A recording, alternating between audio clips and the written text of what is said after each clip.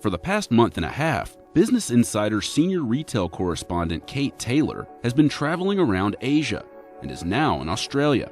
I planned a work trip to travel around Asia well before the coronavirus.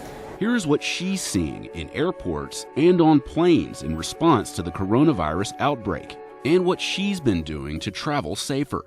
It's been an interesting time traveling right now when it's definitely heightened anxiety.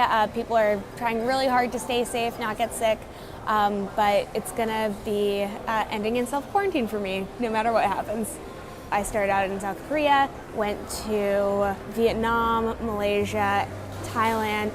I've been surprised by how busy the airports I've been to have been. I've been to airports in Seoul, in Ho Chi Minh City, in Kuala Lumpur, and in Phuket. So all of those airports, I would say, are still definitely seeing people come through. When I was in Seoul, that was before the outbreak really spread in South Korea, so that might have changed by now. But in general, I would say that people are definitely still traveling. I just flew from Phuket to Brisbane, and I was surprised by how crowded that flight was. So I would say that some flights are definitely a little bit emptier than usual, but it's not as striking as I might have thought it would be. The biggest thing that I've been noticing is the temperature checks. I flew through Singapore to get to Brisbane Airport, and there were several different med stations set up where they were kind of monitoring people's temperatures as they walked down the hallway.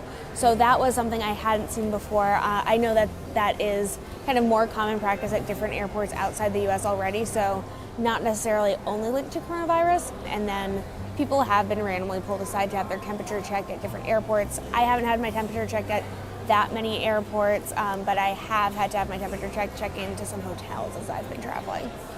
A lot of flight attendants that I've been seeing while traveling have been wearing masks. I would say basically the vast majority have worn masks. So that is pretty much the standard at this point, it seems like.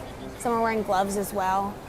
The biggest and I think probably the most effective thing I've been doing to protect myself is sanitizing my seat every time I sit down. So having some Lysol wipes, Clorox wipes, just desanitizing wipes, and wipe down the entire area before starting a flight. I felt pretty self-conscious when I started doing this, just because I was carrying around a huge thing of wipes, and I felt like it seemed rude, but that is something that I have been seeing more and more people doing on flights, and actually has been proven to kind of keep things clean, reduce the chance of getting sick.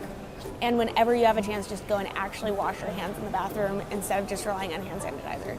So stay clean, just be aware, and if you're next to someone who's coughing, ask to change seats. I haven't had to do that yet, but that's probably a good rule of thumb. If the CDC says it's safe to travel somewhere, then I'm kind of accepting their judgment at this point. I've felt pretty safe during my traveling. I can't speak to everyone, I can't tell people what to do, but I felt safe traveling around to all these different countries with coronavirus cases. We'll see if I'm naive on that one.